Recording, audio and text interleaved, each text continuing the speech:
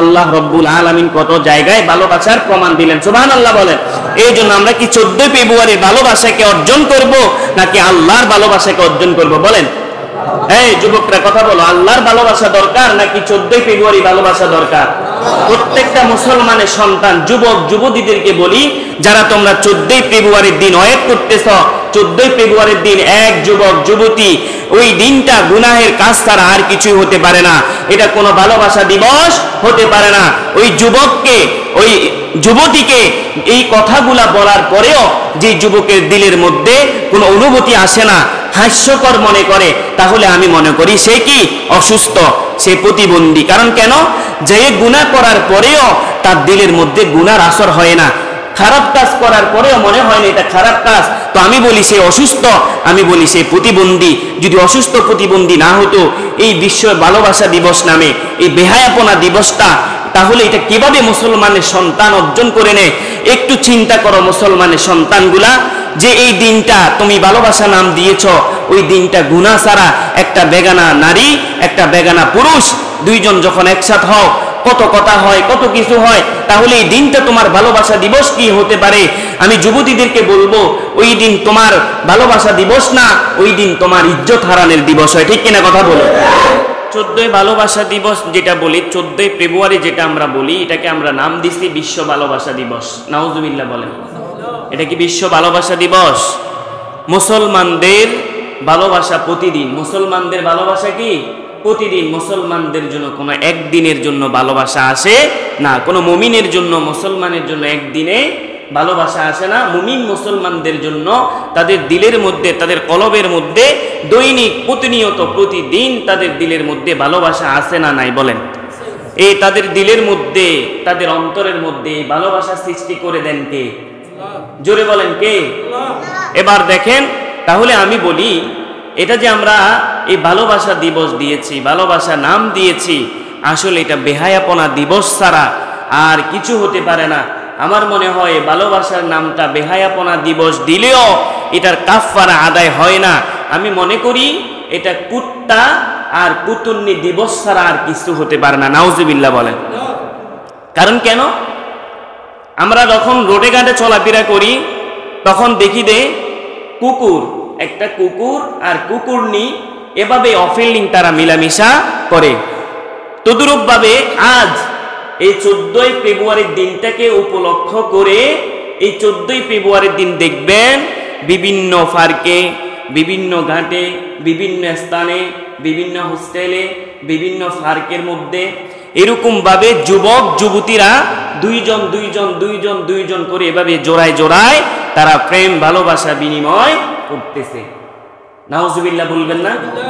তাহলে এবার দেখেন, যেটাকে আমরা ভালোবাসা দিবস বলি, তোমাদের এই ভালোবাসা এমন আমাদের সমাজে, গ্রামে, রাষ্ট্রের মধ্যে এখন থেকে 14 ফেব্রুয়ারি কবে আসবে, 14 ফেব্রুয়ারির দিনটা কবে আসবে, যুবক যুবতীর মনে শুধু এই পরিকল্পনা, এই চিন্তা, এই পিকিরে খালি ঘুরতেছে, শুধু 14 ফেব্রুয়ারিটা কোন দিন আসবে আর কোন দিন একটা আরেকটারে নিয়ে ঘুরতে যাবে, পার্কে যাবে, বসবে, তাদের যত কথাবার্তা আছে, তাদের যত খায়েশ আছে, ওই দিনটায় খায়েশগুলো পূরণ করবে। নাউজুবিল্লাহ বলেন। তাহলে এটা কখনো ভালোবাসা দিবস হতে পারে না। এটা ভালোবাসা নামে আমার বোনের ইজ্জত হারায়, আমার মা বোন নামে যারা আছে, এই দিনটাকে উপলক্ষ করে এটা নিজের ইজ্জত হারানো ছাড়া, বেজ্জতি হওয়া ছাড়া, এই দিনটা গুনাহের কাজ ছাড়া আর কিছুই দিতে পারে না। অতএব এটা হলো মুসলমানদের জন্য কখনো এই দিন ভালোবাসার দিবস হতে পারে না। একমাত্র মুসলমান মুমিন যারা, তাদের ভালোবাসা প্রতিদিন, তাদের দিলের মধ্যে ভালোবাসা প্রতিদিন। এবার দেখেন, আমরা যারা এগুলা না বুঝা, না যাই না আমরা এগুলা করি, আল্লাহ পাক রব্বুল আলামিন বলেন এদের বুঝের অভাব, এরা বোঝে না, এরা জানে না। না জানার কারণে আমি আল্লাহ রব্বুল আলামিনের এই বিধিবিধানগুলো তারা অমান্য করে এবং আমি আল্লাহ তাআলার সাথে অন্য কাউকেও শরীক করে। কারণ তোমরা যদি ভালোবাসতে হয়, প্রকৃত ভালোবাসবা আল্লাহকে, আল্লাহর রাসূলকে ভালোবাসো, এই ভালোবাসাগুলোর মধ্যে কোনো কি নাই, স্বার্থ নাই। তাহলে এটা এমন কি একদিন হলো, একদিনের জন্যই ভালোবাসা আসে। অতএব এই দিনটা স্বার্থপর ছাড়া আর কিছুই দিতে পারে না। কারণ একদিনে কিসের ভালোবাসা? একদিনের কিছু ভালোবাসা মুমিন মুত্তাকিনদের দিলের মধ্যে প্রতিনিয়ত সর্বক্ষণ সব সময় ভালোবাসা আছে না নাই বলেন? এবার দেখেন আল্লাহ পাক বলতেছেন তোমরা যদি আমাকে এক জায়গায়, আল্লাহ পাক বলতেছেন তোমরা আমাকে একদিকে ভালোবাসো আর আমি তোমাদেরকে কত দিকে ভালোবাসি। আল্লাহ পাক কোরআনের বিভিন্ন জায়গার মধ্যে এটা উল্লেখ করে দিয়েছেন। দেখেন আল্লাহ পাক রব্বুল আলামিন সূরা বাকারার 165 নম্বর আয়াতের মধ্যে বলেন, ওয়া মিনান নাসি মান ইয়াত্তাখিযু মিন দুনিল্লাহি আনদাদা। আল্লাহ পাক রব্বুল আলামিন বলেন, ও দুনিয়ার মানুষরা শোনো, তোমাদের মধ্যে এক শ্রেণীর লোক আছে যারা আমি আল্লাহর সাথে অন্য কাউকে শরীক করে, যারা আমি আল্লাহর সাথে অন্য কাউকে তুলনা করে। ওয়া মিনান নাসি মান ইয়াত্তাখিযু মিন দুনিহি আনদাদা। আল্লাহ পাক রব্বুল আলামিন বলেন, ওয়া মিনান নাসি মান ইয়াত্তাখিযু মিন দুনিল্লাহি আনদাদা ইউহিব্বুনাহুম কাহুব্বিল্লাহ।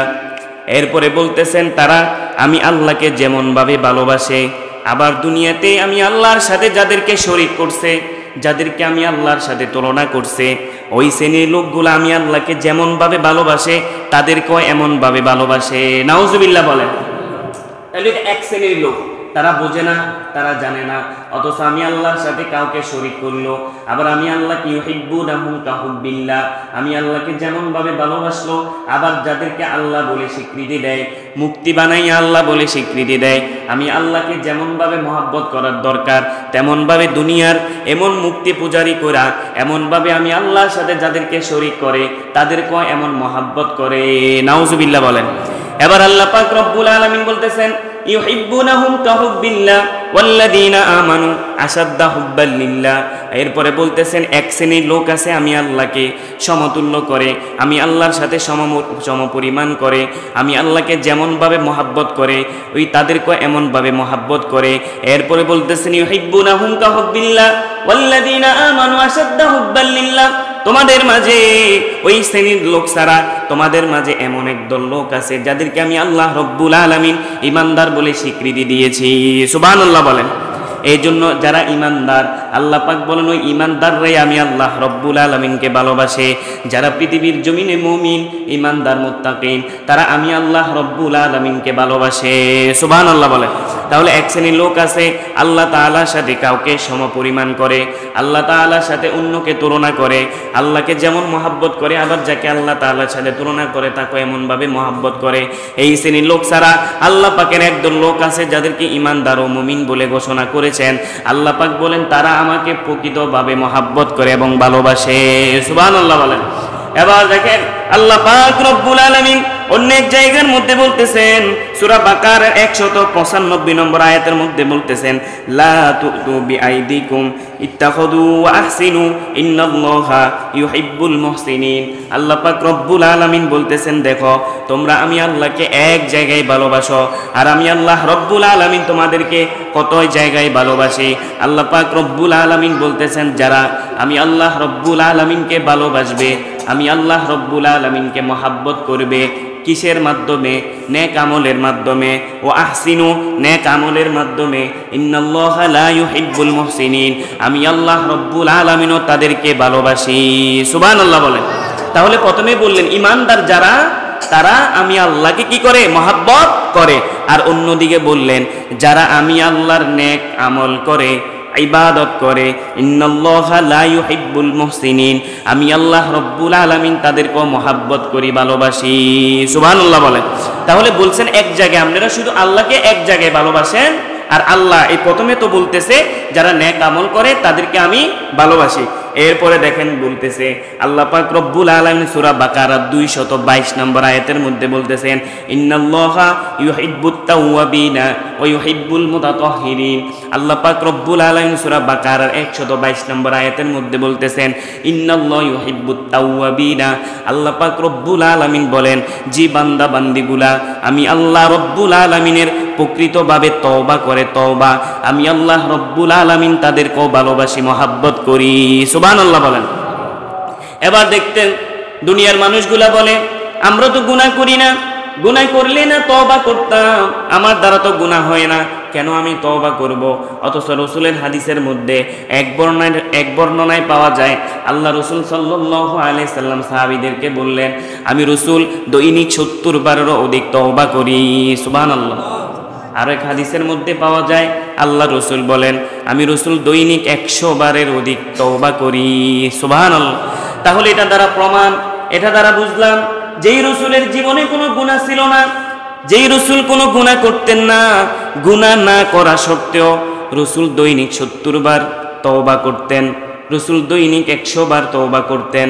তাহলে যে রাসূলের জীবনে গুনাহ নাই, ওই রাসূল যদি দৈনিক 70 বার অথবা 100 বার তওবা করতেন, তাহলে আমি আর আপনার কত গুনাহ হয়। এবার ওই দিকে তাকাইলে আমি আর আপনি দৈনিক কতবার তওবা করা উচিত। আর এটা দ্বারা বোঝা গেল তাহলে গুনাহ হইলেই শুধু তওবা করব, বিষয়টা এমন না। গুনাহ যদি নাও থাকে তাহলেও তওবা করতে হবে। এটা শিখাইছেন কে?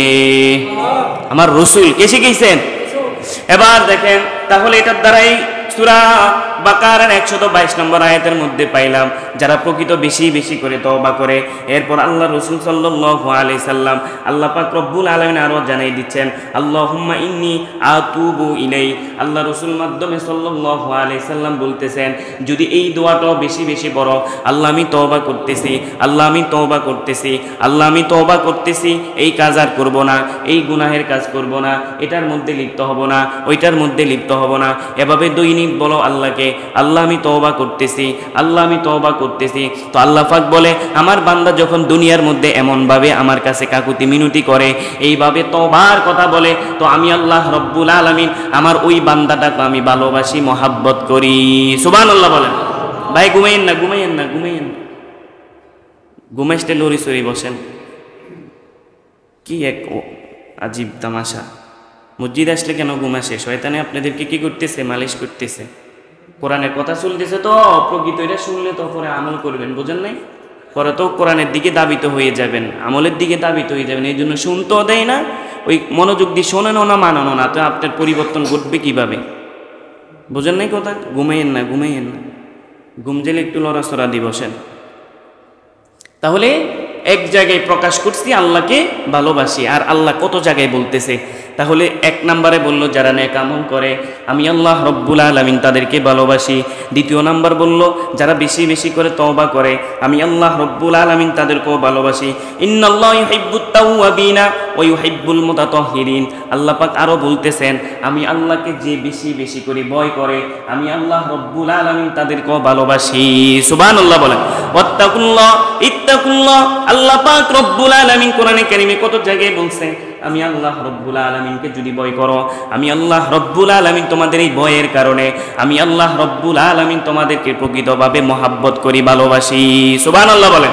তাহলে এক জায়গায় আমরা শুধু একবার বলছি আল্লাহ আমরা আপনাকে ভালোবাসি, ইমানদাররা আল্লাহকে ভালোবাসে, মুমিনরা আল্লাহকে ভালোবাসে, আর আপনার এই কাজগুলোর কারণে আল্লাহ কত জায়গায় আপনাকে ভালোবাসতেছে দেখেন।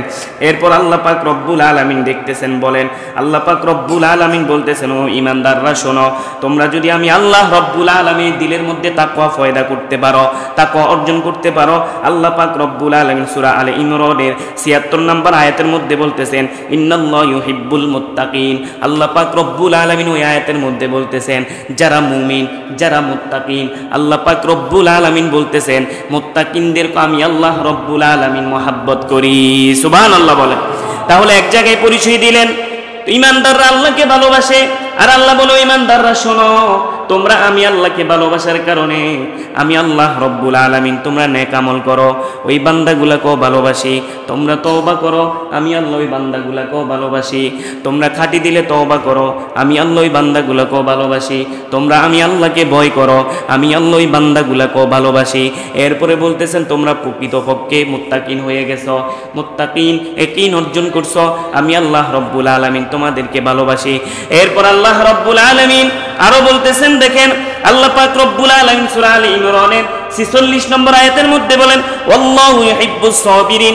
আল্লাহ পাক রব্বুল আলামিন বলেন, ও দুনিয়ার ইমানদাররা শোনো, দুনিয়ার জমিনের মধ্যে যারা ধৈর্য ধারণ করে, দুনিয়ার জমিনের মধ্যে যারা সবর ধরে, সবরকারীকে আল্লাহ পাক রব্বুল আলামিন বলেন এই ধৈর্য ধরার কারণে, এই সবর ধরার কারণে আমি আল্লাহ রব্বুল আলামিন তোমাদেরকেও ভালোবাসি। সুবহানাল্লাহ বলেন। তাহলে কি বললেন? তাহলে প্রথম দিকে পরিচয় দিলেন আল্লাহ, ইমানদাররা আল্লাহকে ভালোবাসেন, আল্লাহকে মহব্বত করেন। আর আল্লাহ পাক বলেন, ও ইমানদাররা শোনো, তোমরা একদিকে আমি আল্লাহকে ভালোবাসার কারণে আমি আল্লাহ রব্বুল আলামিন দেখো তোমাকে কত দিকে ভালোবাসি। আবারও বলতেছি কথাগুলোর দিকে মনোযোগ দেন। আল্লাহ পাক রব্বুল আলামিন যখন আল্লাহ তাআলার নেক আমল করে, আল্লাহ পাক রব্বুল আলামিন তখন তাকে ভালোবাসে। আল্লাহ পাক রব্বুল আলামিন যখন বান্দাগুলা তওবা করে, আল্লাহ পাক রব্বুল আলামিন তখনও বান্দাকে ভালোবাসে, মহব্বত করে। আল্লাহ পাককে যখন বান্দারা ভয় করে, আল্লাহ পাক বলেন ওই বান্দাগুলোকে আমি আল্লাহ রব্বুল আলামিন ভালোবাসি, মহব্বত করি। এরপর বলতেছেন বান্দা যখন মুত্তাকিন হয়, আমি আল্লাহ রব্বুল আলামিন আমার ওই মুত্তাকিন বান্দাদেরকেও ভালোবাসি। এরপর আল্লাহ পাক রব্বুল আলামিন আবার বলেন, দুনিয়ার জমিন আমার যে সকল বান্দা বান্দিগুলা ধৈর্য ধারণ করে, যাদের ভিতরে ধৈর্য আছে, আমি আল্লাহ রব্বুল আলামিন তাদেরকেও ভালোবাসি। সুবহানাল্লাহ বলেন। তাহলে আমার কথা হলো যে আল্লাহ রব্বুল আলামিন এত ভালোবাসেন, তাহলে 14ই ফেব্রুয়ারি বিশ্ব ভালোবাসা নাম দিয়া এই বেহায়াপনা দিবসে, এই দিনে কোনো ভালোবাসা হতে পারে না, একদিনে কোনো ভালোবাসা হতে পারে না। এটা নির্লজ্জ দিবস ছাড়া, বেহায়াপনা দিবস ছাড়া, গুনার দিবস ছাড়া, বেজ্জুতির দিবস ছাড়া, মা বোনদের ইজ্জত হারানো ছাড়া, এইটা ছাড়া কোনো ভালোবাসা দিবস এই 14ই ফেব্রুয়ারির দিন হতে পারে না। ঠিক কিনা কথা বলুন? এই জন্য আমাদের দেশে অসংখ্য যুবক যুবতী শুধু এই দিনটার অপেক্ষায় আছে, কোন দিন জানি 14ই ফেব্রুয়ারি আসবে, কোন দিন জানি ওই 14ই ফেব্রুয়ারি বিশ্ব ভালোবাসা দিবসটা আসবে। সেদিন আমরা দুই দিন একসাথ হব, মিলিত হব, এক অপরের সাথে প্রেম ভালোবাসার বিনিময় করব। এই দিনটার অপেক্ষায় আছে যুবক। আল্লাহ পাক তোমাকে ডাকতেছে, দেখো আল্লাহ পাক তোমাকে কত জায়গায় ভালোবাসার কথা বলছে, মাত্র এক জায়গায় তুমি ভালোবাসার কথা উল্লেখ করেছ। আর আল্লাহ পাক রব্বুল আলামিন বলেন, বান্দা দেখো তুমি আমাকে এক জায়গায় ভালোবাসার কারণে আমি আল্লাহ রব্বুল আলামিন তোমাকে কতভাবে ভালোবাসি। সুবহানাল্লাহ বলেন। এই জন্য মুমিন মুত্তাকিনদের ভালোবাসা শুধুমাত্র কার জন্য হবে? আল্লাহ এবং তার রাসূলের জন্য। আর মুমিন মুত্তাকিন যারা, মুমিন মুসলমান যারা, তাদের ভালোবাসা শুধু 14ই ফেব্রুয়ারির দিন হতে পারে না। মুমিন মুত্তাকিনদের, মুসলমানদের ভালোবাসা প্রতিদিন। ভালোবাসা, কথা বলেন, ভালোবাসা প্রতিদিন। এবার দেখেন পানি আছে কেন?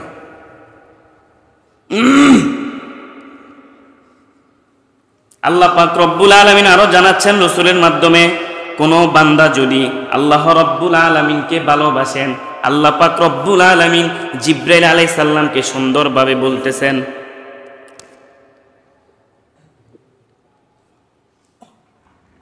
জিবরাইল আলাইহিস সালামকে বলতেছেন, ও জিবরাইল শোনো, আমি পৃথিবীর আমার এই বান্দাটাকে আমি অত্যন্ত ভালোবাসি, আমার বান্দাটাকে অত্যন্ত আমি মহব্বত করি। জিবরাইল শোনো, আমি আল্লাহ যেতে আমার বান্দাকে ভালোবাসি, তুমি জিবরাইলকে আমি আল্লাহ অর্ডার করতেছি, আমার এই বান্দাটাকেও তুমি এখন থেকে ভালোবাসা শুরু করে দাও। সুবহানাল্লাহ। জিবরাইল আলাইহিস সালামকে এই কথা বলার পর জিবরাইল আলাইহিস সালাম আসমানের মধ্যে যত ফেরেশতা আছে, হাজার হাজার লক্ষ লক্ষ ফেরেশতা যারা আছে, জিবরাইল আলাইহিস সালাম সকল ফেরেশতাদেরকে ডাক দিয়ে বলে, ও ফেরেশতারা শোনো, আল্লাহ পাক রব্বুল আলামিন অর্ডার করছে আমাকে, এই পৃথিবীর এই বান্দাটাকে আল্লাহ পাক রব্বুল আলামিন ভালোবাসেন, এই জন্য আল্লাহ পাক ভালোবাসেন, আমাকেও বলছে ওই মানুষটাকে ভালোবাসতে। আর আমাকে যেহেতু বলছে, আমি জিবরাইল তোমাদেরকেও বলতেছি, আমিও ভালোবাসি, আমার আল্লাহ ভালোবাসে, আমিও ভালোবাসি, এই জন্য তোমরা সকল ফেরেশতারা ওই বান্দাটাকে ভালোবাসা শুরু করে দাও। সুবহানাল্লাহ। আর আল্লাহ পাক রব্বুল আলামিন বিপরীতে বলেন, যাদেরকে আল্লাহ রব্বুল আলামিন ঘৃণা করেন, যাদেরকে আল্লাহ রব্বুল আলামিন ভালোবাসেন না, আল্লাহ পাক রব্বুল আলামিন জিবরাইলকে ডেকে বলেন, ও জিবরাইল শোনো, আমি আমার এই বান্দাটাকে ঘৃণা করি, আমার বান্দাটাকে আমার পথে আনার জন্য কত দুনিয়াবি, কত আলেম ওলামা, কত কোরআন হাদিস দিয়ে বুঝাতে চাচ্ছে, আমি আল্লাহ আমার দিকে ডাকি, কিন্তু আমার বান্দা আমার দিকে আসে না, এই জন্য আমি আমার বান্দাটাকে ঘৃণা করি। জিবরাইল তুমিও আমার বান্দাটাকে ঘৃণা করো। সেম টু সেম জিবরাইল আলাইহিস সালাম আবার ফেরেশতাদেরকে ডাকি বলে, আল্লাহ বলছে আল্লাহর এই বান্দাকে আল্লাহ ঘৃণা করে, এই জন্য আমাকেও বলছে যেন ঘৃণা করি। আমি তোমাদেরকে বলতেছি তোমরা এই বান্দাটাকে ঘৃণা করো। নাউজুবিল্লাহ বলেন।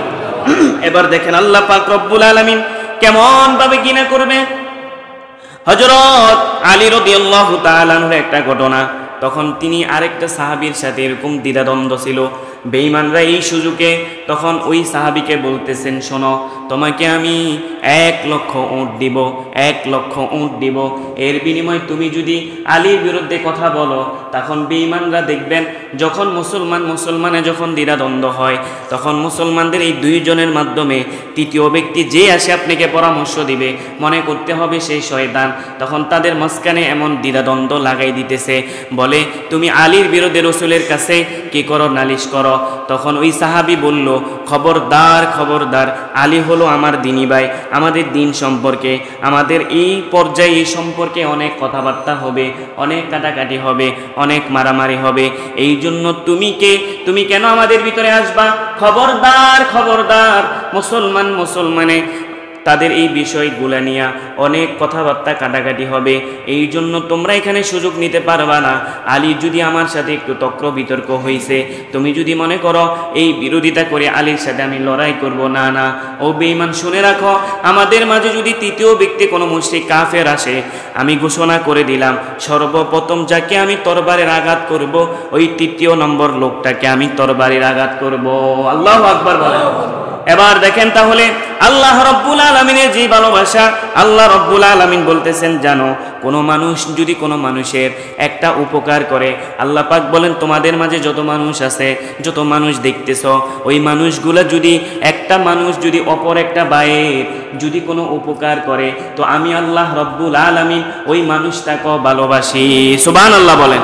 তাহলে যে 14ই ফেব্রুয়ারি ভালোবাসার দিবস নামে আমরা যে বেহায়াপনা, যে নির্লজ্জ কাজ কারবার করি, এই জন্য এটা প্রমাণ করতে চাইতেছে আসলে আল্লাহর ভালোবাসা কেমন, কি আল্লাহর ভালোবাসায় দাবিত হবেন নাকি 14ই ফেব্রুয়ারির ভালোবাসায় দাবিত হবেন। এই জন্য দেখেন আল্লাহ পাক কত ভাবে, কত জায়গায়, কত কিছুর বিনিময় আল্লাহ পাক বান্দাকে কি করেন, ভালোবাসেন। এরপরে তো এক জায়গায় বললেন, তোমাদের মধ্যে যারা এক মানুষ অপর মানুষের উপকার করে, আমি আল্লাহ তাকে ভালোবাসি। আবার বলতেছেন, কোনো মানুষ যদি কোনো মানুষের হঠাৎ করে একটা উপকার করে, কেমন ভাবে হঠাৎ করে একটা দান করলা, একটা মানুষ খুব অভাবে আছে, কষ্টে আছে, কিন্তু সে কারো কাছে চায় নাই, তুমি সেটা অনুভব করতে পারলা, তুমি সেটা বুঝতে পারলা। হঠাৎ করে তার ঘরে গিয়ে যদি তাকে 1,000 টাকা দিয়ে দাও, হঠাৎ করে সে 1,000 টাকা পাইয়া খুশি হইব না বেজার হইব? খুশি হয়ে যাবে। বলছে হঠাৎ করে কোনো মানুষ যদি কোনো মানুষের এমনভাবে খুশি করায়, উপকার করে, আল্লাহ পাক বলেন ওই শ্রেণীর লোকটাকে আমি আল্লাহ রব্বুল আলামিন ভালোবাসি। সুবহানাল্লাহ বলেন। এরপরে দেখেন আল্লাহ পাক রব্বুল আলামিন বলেন, কোনো মানুষ যদি কোনো মানুষের একটা বিপদ থেকে ওই মানুষটাকে উদ্ধার করে, কোনো মানুষ যদি বিপদে পড়ছে, আরও একটা দিনী ভাই যদি তার বিপদটাকে তাকে উদ্ধার করে, আল্লাহ পাক বলেন, বান্দা এই দুনিয়ার আমার বান্দাকে বিপদ থেকে উদ্ধার করার কারণে, মুসিবত থেকে উদ্ধার করার কারণে, মুশকিলটা আহসান করার কারণে আমি আল্লাহ রব্বুল আলামিন তোমাকে ভালোবাসি। সুবহানাল্লাহ বলেন। আর দুনিয়ার মানুষ একটা বিপদে পড়লে আরো কিভাবে তার বিপদের মধ্যে ফালাইতে পারে, দুনিয়ার মানুষের পরিকল্পনা হইলো এটা। কিন্তু একটু উপকার করলে যে আল্লাহ তাআলার ভালোবাসা অর্জন করে নিতে পারে, মানুষের এটা কি নাই, খবর নাই। এই জন্য কোনো মানুষ যদি বিপদে পড়ে, মুসলিম হিসেবে অন্য এক মুসলমান ভাইয়ের উপকার করা, এটা আমাদের কি দায়িত্ব, ইমানি দায়িত্ব। এরপরে দেখেন আল্লাহ পাক রব্বুল আলামিন বলেন, কোনো ক্ষুধার্ত মানুষের যদি ক্ষুধা নিবারণ করে, এই ভাই ক্ষুধার জ্বালায় অনেক কষ্টে আছে, এই সময় যদি আপনি যাইয়া তার ক্ষুধাটা নিবারণ করতে পারেন, আল্লাহ পাক বলেন আমি ওই শ্রেণীর লোকটাকেও ভালোবাসি। এভাবে আল্লাহ রব্বুল আলামিন বলতেছেন, কোনো ইমানদারের যদি কোনো ব্যক্তি সহায়কারক হয়, কোনো ইমানদার যদি বলে ভাই আমি একটা জায়গায় যাইতেছি, তুমি যদি আমার সাথে যাও, তাহলে আমার মনে হয় এই কাজটা আমার সহজে হয়ে যাবে। ওই ইমানদারের সাথে যদি কোনো ব্যক্তি তার একটু উপকার করে, তার সাথে যদি যায়, আল্লাহ পাক বলেন আমি ওই শ্রেণীর লোকটাকেও ভালোবাসি। সুবহানাল্লাহ বলেন। এবার দেখেন আল্লাহ পাক রব্বুল আলামিন রসুলের মাধ্যমে ভালোবাসা কি ভালোবাসা কাকে কার উপরে ওয়াজিব, আল্লাহ পাক রব্বুল আলামিন যে ভালোবাসাগুলো ওয়াজিব করতেছেন রসুলের মাধ্যমে জানাচ্ছেন। দেখেন একজন ভাই আরেকজন ভাইকে ভালোবাসবে বিনা স্বার্থে, কোনো রক্তের সম্পর্ক না, কোনো আত্মীয়তার সম্পর্ক না। এক মুমিন অপর মুসলমানকে, এক মুসলমান অপর মুসলমানকে ভালোবাসা, মহাব্বত করা, এটা আল্লাহ রসুল সাল্লাল্লাহু আলাইহি সাল্লাম বলতেছেন। কোনো মানুষ যদি, এক মানুষ যদি অপর মানুষকে মহাব্বত করে, ভালোবাসে, তো আল্লাহ পাক রব্বুল আলামিন বলেন, বান্দা তুই মুমিন হইয়া মুসলমান হইয়া অন্য বান্দাটাকে ভালোবাসার কারণে আমি আল্লাহ রব্বুল আলামিন তোকে ভালোবাসা আমি আল্লাহর উপর ওয়াজিব হয়ে গেছে। সুবহানাল্লাহ বলেন। আর এখন একে অপরকে ভালোবাসে স্বার্থে, কিসে? স্বার্থে। আগে দেখে এখানে আমার কতটুক ফায়দা হবে, এখানে আমার লাভ লস কতটুক হবে, তারা আমি কাছে আনলে তার দ্বারা আমার উপকার হইব নি, আগে এগুলা দেখে। এই বিনা শর্তে যদি, বিনা স্বার্থে যদি এক মুসলমান অপর মুসলমানকে ভালোবাসতে পারে, তো আল্লাহ বলে ওই মুসলমানকে আমি আল্লাহ ভালোবাসা আমি আল্লাহর উপর ওয়াজিব। সুবহানাল্লাহ বলেন জোরে। এরপরে দেখেন আল্লাহ পাক রব্বুল আলামিন বলেন, দুনিয়ার কোন বান্দা যদি আমি আল্লাহ রব্বুল আলামিনের জন্য বসে, আমি আল্লাহ রব্বুল আলামিনের কোরআনের কথা শুনে, আমার রাসূলের হাদিসের কথাগুলো শোনার জন্য যদি বসে যায়, আমি আল্লাহ রব্বুল আলামিন তাকেও ভালোবাসা আমি আল্লাহ রব্বুল আলামিনের উপর ওয়াজিব। সুবহানাল্লাহ বলেন। তাহলে কোরআন হাদিসের মজমা যেখানে তৈরি হয় ওইখানে বসলে আল্লাহ পাক আপনাকে ভালোবাসা আল্লাহর উপরে ওয়াজিব। সুবহানাল্লাহ বলেন। অন্য কোনো জায়গার কথা বলে নাই। আর যত এই কোরআন হাদিসের মজমার মধ্যে বসলে আমাদের জ্বালাপোড়া শুরু হয়, আমাদের অন্য মার্কেট বাজারের মধ্যে বসলে আমাদের কোনো বিরক্তি লাগে না। আর কোরআন হাদিসের মজমায় বসলে এখানে আমাদের বিরক্ত হয়ে যায়, ছোটাছুটি কি যে একটা অবস্থা। এই মাহফিলগুলো গেলে উঠাউঠি, বুট খায়, বাদাম খায়, এই হলো অবস্থা মুসলমানদের। তো এই জন্য খালেস নিয়তে যদি সহিভাবে যদি আল্লাহ পাক যে উদ্দেশ্যে বলছেন ওই উদ্দেশ্যে যদি বসতে পারি, তাহলে আল্লাহ পাক বলছেন এই বসাটাকেও, এই বসলা আল্লাহ তাআলার মহাব্বত নিয়ে যদি বসতে পারো, তো আল্লাহ পাক বলেন ওই বান্দাটাকে আমি আল্লাহ ভালোবাসা মহাব্বত করা আমি আল্লাহর উপর ওয়াজিব। সুবহানাল্লাহ বলেন। এরপরে দেখেন কোন স্ত্রী যদি, কোন স্বামী স্ত্রী যদি আল্লাহর জন্য ভালোবাসে, আল্লাহ পাক বলেন তাদেরকে আমি আল্লাহ ভালোবাসা আমার উপর ওয়াজিব। এমনিভাবে আল্লাহ পাক রব্বুল আলামিন আরো জানাচ্ছেন, কোন বন্ধু রাসূলের মাধ্যমে জানাচ্ছেন, কোন বন্ধু যদি অপর বন্ধুকে আল্লাহর জন্য ভালোবাসে, আল্লাহর জন্য মহাব্বত করে, আল্লাহ পাক বলেন ওই বন্ধুদের উপরও আমি আল্লাহ তাদেরকে ভালোবাসা আমি আল্লাহর উপর ওয়াজিব হয়ে গেছে। সুবহানাল্লাহ বলেন। এবার দেখেন দ্বিতীয় নম্বরে যে কথাটা আল্লাহ রাসূল সাল্লাল্লাহু আলাইহি সাল্লাম বুঝাচ্ছেন, তাহলে সর্বপ্রথম বলছেন এক মানুষ যদি অপর মানুষকে নিঃস্বার্থে ভালোবাসে, আল্লাহ পাক বলেন তোমরা দুইজন একে অপরকে ভালোবাসা যতটুক ভালোবাসা অর্জন করছো, তোমরা দুইজনের ভালোবাসা অর্জন করার পর যতটুক ভালোবাসা হয়েছে এর থেকেও তোমাদেরকে আমি আল্লাহ রব্বুল আলামিন আরো বেশি ভালোবাসি। সুবহানাল্লাহ বলেন। কি বলছে? এক বন্ধু, এক মানুষ যদি অপর মানুষকে ভালোবাসে, আল্লাহ পাক বলেন তোমরা দুইজনের ভালোবাসা যতটুক এর চেয়েও আমি আল্লাহ রব্বুল আলামিনের ভালোবাসা অধিক অধিক অধিক। সুবহানাল্লাহ। এরপর আল্লাহ রব্বুল আলামিন রাসূলের মাধ্যমে জানাচ্ছেন একে অপরকে ভালোবাসলে আল্লাহ পাক রব্বুল আলামিন বলেন দুনিয়ার কোনো মানুষ যদি আমি আল্লাহর জন্য একে অপরকে ভালোবাসে, আমি আল্লাহ রব্বুল আলামিন ওই ব্যক্তি দুনিয়াতে থাকতে থাকতে আমি আল্লাহ রব্বুল আলামিন তার মান সম্মান মর্যাদা বৃদ্ধি করে দিই। সুবহানাল্লাহ। তাহলে কার জন্য ভালোবাসবো? একে অপরকে কার জন্য ভালোবাসবো? আল্লাহর জন্য ভালোবাসবো। এই আল্লাহর জন্য যদি ভালোবাসতে পারি, তাহলে আল্লাহ পাক বলেন ওই ব্যক্তিকে আল্লাহ পাক তার শান মান মর্যাদা অনেক বৃদ্ধি করে দিবে। সুবহানাল্লাহ বলেন। এরপরে দেখেন 4 নম্বর আল্লাহ পাক রব্বুল আলামিন বলেন একে অপরকে যদি আল্লাহর জন্য ভালোবাসো, তো কাল কিয়ামতের ময়দানে আল্লাহ রব্বুল আলামিন তোমাদেরকে আরশের নিচে ছায়া দিবে। সুবহানাল্লাহ বলেন। কারণ স্বার্থ ছাড়া আল্লাহর জন্য ভালোবাসা হইলে 14 ফেব্রুয়ারির দিন যে ভালোবাসে এই ভালোবাসার কথা বলে নাই, স্বার্থপরী ভালোবাসার কথা বলে নাই। আল্লাহর জন্য যে ভালোবাসা হবে, একে অপরকে যদি আল্লাহর জন্য ভালোবাসতে পারে, তো আল্লাহ পাক বলেন কাল কিয়ামতের ময়দানে আমি তোমাকে আরশের নিচে ছায়া দিব। কোন দিন জানোনি? যেদিন কিয়ামতের ময়দানে সূর্যটা মাথার এক বিঘত উপরে আসবে, যেদিন রোদের তাপ এত তাপ থাকবে মানুষগুলো হাহাকার করবে, ওই সময় আল্লাহ পাক রব্বুল আলামিন বলবে দুনিয়াতে একে অপরকে যারা আমি আল্লাহর জন্য ভালোবাসে ওই শ্রেণীর লোকগুলাকে আলাদা করো। তখন ফেরেশতারা ওই শ্রেণীর লোকগুলাকে আলাদা করবে।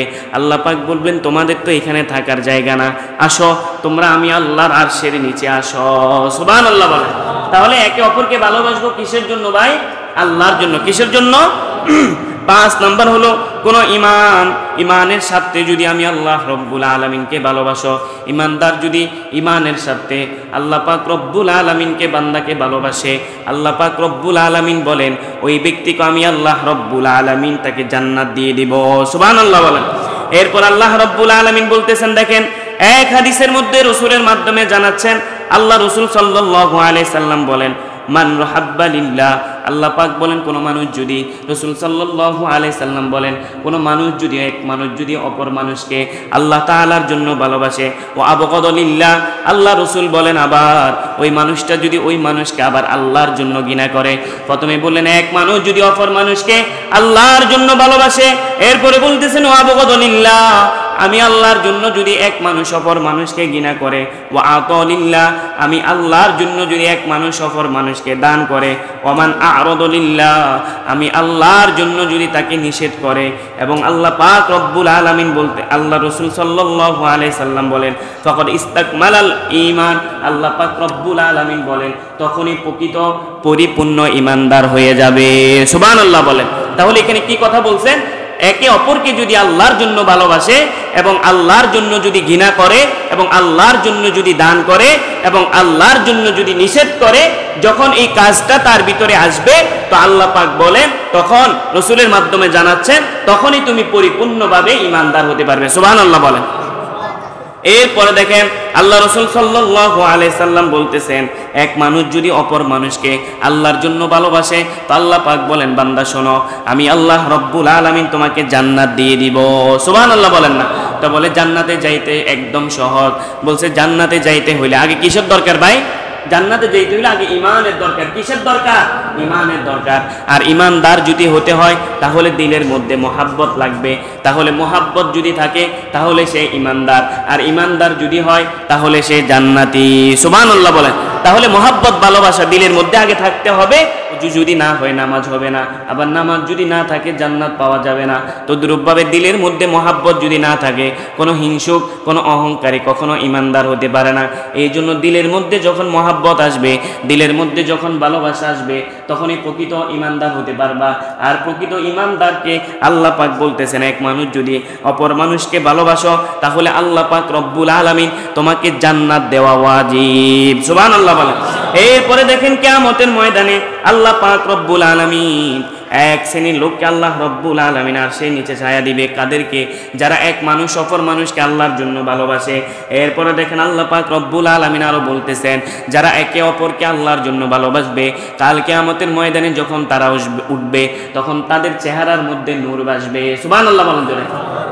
ফেরেশতারা বলবে কি ব্যাপার, তাদের চেহারা এত উজ্জ্বল কেন? ফেরেশতারা জানবে, তারপর আল্লাহকে জিজ্ঞেস করবে। আল্লাহ পাক রব্বুল আলামিন বলবে ও ফেরেশতারা জানো, এরা আমার ওই বান্দা যেগুলা দুনিয়াতে থাকাকালীন একে অপরকে ভালোবাসতো শুধু আমি আল্লাহর জন্য। সুবহানাল্লাহ। এরপর আল্লাহ পাক রব্বুল আলামিন বলেন একে অপরকে আল্লাহর জন্য ভালোবাসার কারণে তাদেরকে এমনভাবে একটা বসার স্থান দিবে, মিম্বর দিবে। আল্লাহ রাসূল সাল্লাল্লাহু আলাইহি সাল্লাম জানান যে মিম্বরটা তাকে দিবে, বসার যে স্থানটা দিবে ওই স্থানটা মণি মুক্তার তৈরি হবে। সুবহানাল্লাহ বলেন। এরপরে বলতেছে দেখেন তাহলে আল্লাহ পাক রব্বুল আলামিন তার চেহারাটা নূরে নূরান্বিত করে দিবে, তাকে যে বসার স্থানটা দিবে সেইটাও মণিমুক্তা দ্বারা দিবে। আর আল্লাহ পাক অবশেষের দিকে বলতেছেন তোমরা যদি আমি আল্লাহর কাছের বান্দা হতে চাও, আমি আল্লাহর ভালোবাসা অর্জন করতে চাও, তো আল্লাহ পাক রব্বুল আলামিন দুইটা অপশন দিয়ে দিলেন। এক নম্বর অপশন হলো আল্লাহ পাক বলেন কোনো মুমিন মুত্তাকিন পৃথিবীর কোনো মানুষ যদি আমি আল্লাহর নৈকট্য ভালোবাসা অর্জন করতে চায় তাহলে সর্বপ্রথম আমি আল্লাহর যে ফরজ বিধানগুলো আছে, ফরজে আইনগুলো আছে, তোমরা ওইগুলা যদি পরিপূর্ণভাবে আদায় করতে পারো তো আমি আল্লাহ রব্বুল আলামিনের কাছের বান্দা হয়ে যাবা। আর আমি আল্লাহর কাছের বান্দা হইলেই তো আমি আল্লাহর প্রেম ভালোবাসা পেয়ে যাবে। সুবহানাল্লাহ বলেন। তাহলে ফরজ যে বিধানগুলো আছে ওইগুলো পরিপূর্ণভাবে আদায় করতে হবে। তাহলে দুইটা অপশন, এক হলো আল্লাহ তাআলার পর্যায়ে যে আইনগুলো আছে এগুলা মানতে হবে, আর দ্বিতীয়ত হলো আল্লাহ তাআলা বলতেছেন আর একটা মাধ্যম হলো যে বান্দাগুলা বেশি বেশি করে নফল ইবাদত করে, আল্লাহ পাক বলেন এই নফল ইবাদতের কারণে আস্তে আস্তে আস্তে আস্তে বান্দা আমি আল্লাহ রব্বুল আলামিনের ভালোবাসা তৈরি করে নেয়। সুবহানাল্লাহ বলেন।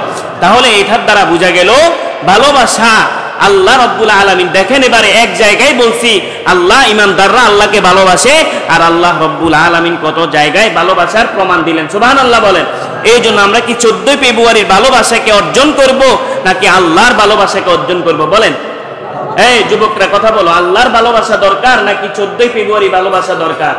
প্রত্যেকটা মুসলমানের সন্তান যুবক যুবতীদেরকে বলি, যারা তোমরা 14 ফেব্রুয়ারির দিন ওয়েট করতেছ 14 ফেব্রুয়ারির দিন এক যুবক যুবতী ওই দিনটা গুনাহের কাজ ছাড়া আর কিছুই হতে পারে না, এটা কোনো ভালোবাসা দিবস হতে পারে না। ওই যুবককে ওই যুবতীকে এই কথাগুলা বলার পরেও যে যুবকের দিলের মধ্যে কোনো অনুভূতি আসে না, হাস্যকর মনে করে, তাহলে আমি মনে করি সে কি অসুস্থ, সে প্রতিবন্ধী। কারণ কেন, যে গুনাহ করার পরেও তার দিলের মধ্যে গুনার আসর হয় না, খারাপ কাজ করার পরেও মনে হয় না এটা খারাপ কাজ, তো আমি বলি সে অসুস্থ, আমি বলি সে প্রতিবন্ধী। যদি অসুস্থ প্রতিবন্ধী না হতো এই বিশ্ব ভালোবাসা দিবস নামে এই বেহায়াপনা দিবসটা, তাহলে এটা কিভাবে মুসলমানের সন্তান অর্জন করে নেয়? একটু চিন্তা করো মুসলমানের সন্তানগুলা, যে এই দিনটা তুমি ভালোবাসা নাম দিয়েছ, ওই দিনটা গুনাহ ছাড়া একটা বেগানা নারী একটা বেগানা পুরুষ দুইজন যখন একসাথ হও কত কথা হয়, কত কিছু হয়, তাহলে এই দিনটা তোমার ভালোবাসা দিবস কি হতে পারে? আমি যুবতীদেরকে বলবো ওই দিন তোমার ভালোবাসা দিবস না, ওই দিন তোমার ইজ্জত হারানোর দিবস হয়, ঠিক কিনা কথা বলো?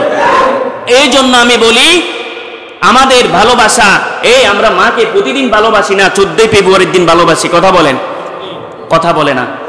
আমাদের মায়ের ভালোবাসা 14 ফেব্রুয়ারির দিন নাকি প্রতিদিন? আমাদের বাবার ভালোবাসা 14 ফেব্রুয়ারির দিন নাকি প্রতিদিন?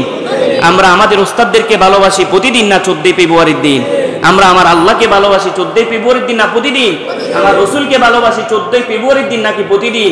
তাহলে আমি বলি আমাদের ঈমান মুত্তাকিন মুসলমান যারা, মুসলমানদের ভালোবাসা প্রতিদিন, আর ইহুদি নাস্তিক বেঈমান যারা, তারাই 14 ফেব্রুয়ারির দিন পালন করবে। কোন মুসলমানের সন্তান 14 ফেব্রুয়ারি ভালোবাসা দিবস নামে পালন করতে পারে না। এখন আমাদের বিচার মন্ত্রণালয় যারা আছে, সমাজ রক্ষক, দেশ রক্ষক যারা আছে, তারা বাল্য বিবাহকে রাষ্ট্রীয়ভাবে আইন করছে, আর বাল্য প্রেমিক প্রেমিকা যে তারা প্রেম প্রীতি করে, এটা রাষ্ট্রীয়ভাবে কোনো পদক্ষেপ নাই। একটা মেয়ে যদি তার 15 বছর দেখতে শুনতে মাশাআল্লাহ 18 বছর 19 বছরের মতো দেখা যায়, কিন্তু মেয়ের 15 বছর, এই মেয়েকে যদি বিবাহ দিতে যায় থানার ওসি আসে, গ্রামের সর্দার আছে, মাতবার আছে, 18 বছর পূর্ণ হওয়া ছাড়া বিবাহ করা যাবে না। অথচ মেয়েটাকে দেখতে তার পরিপূর্ণ সব কিছু আল্লাহ পাক দিয়ে দিয়েছেন, এই হিসাবে বিবাহ দেওয়া যায়।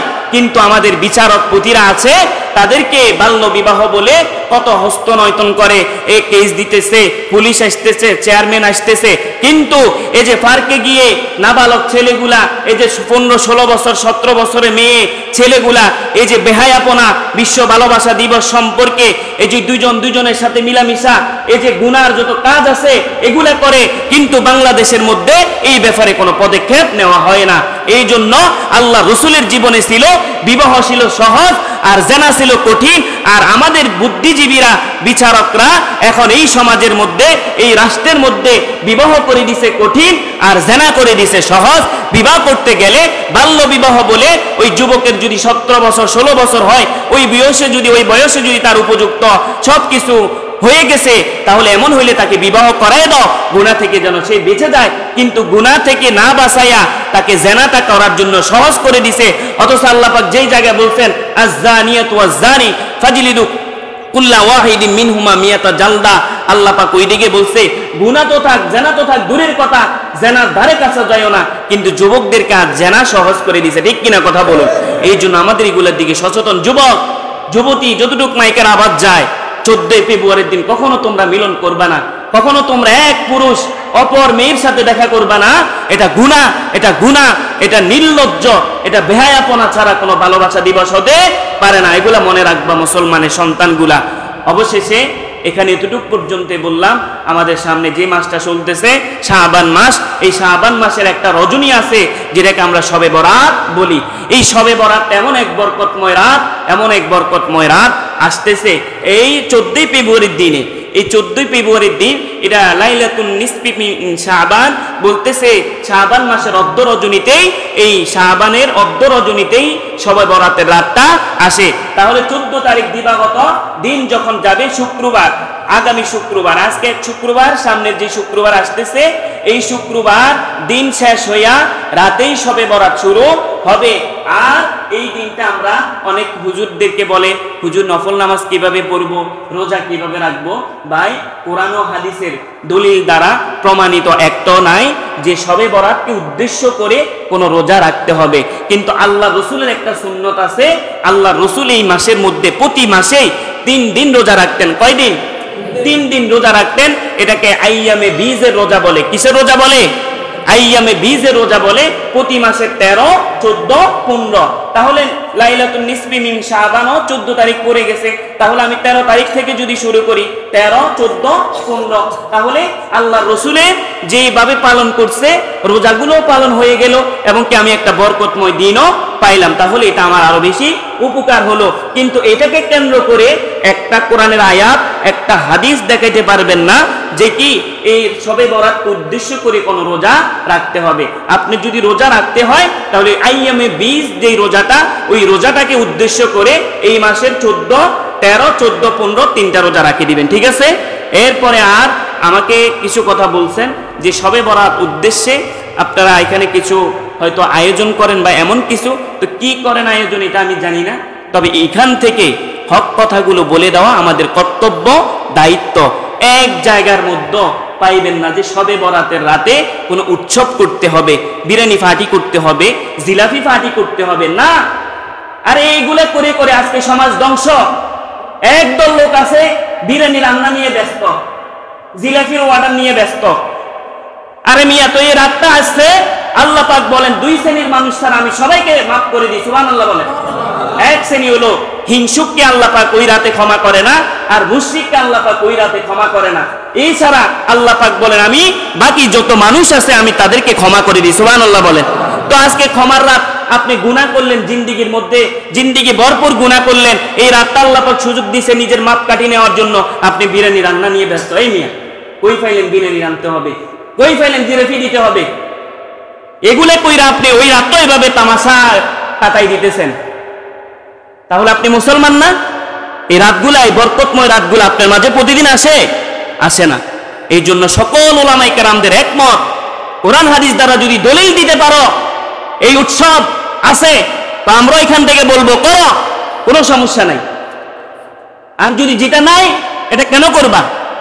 হ্যাঁ, হুজুররা বলছে ফিতনার কোনো প্রয়োজন নাই।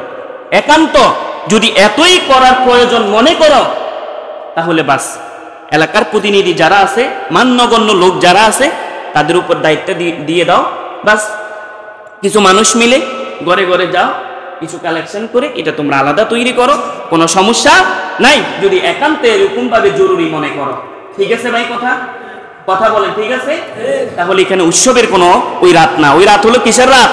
ইবাদতের রাত। ওই রাত কিসের রাত? এক ধরনের যুবক দেখা যায়, দেখবেন দৌড়াদৌড়ি, বোমাবাজি, আতশবাজি এগুলা নিয়ে ব্যস্ত। আই মুসলমানের সন্তান, এই জন্য আল্লাহ পাক আমাদেরকে যেন এই বেদাত গুলো যেন দূর করে বেদাত মুক্ত সমাজ যেন গড়ে উঠতে পারে, আল্লাহ পাক যেন আমাদেরকে সেই তৌফিক দেন। আমিন বলেন।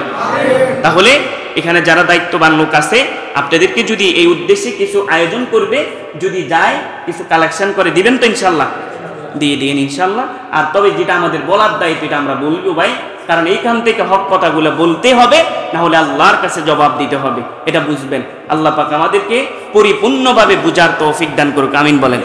ওয়া মা তৌফিক ইল্লা বিল্লাহ। আসসালামু আলাইকুম ওয়া রাহমাতুল্লাহ। সুন্নাত পড়েন।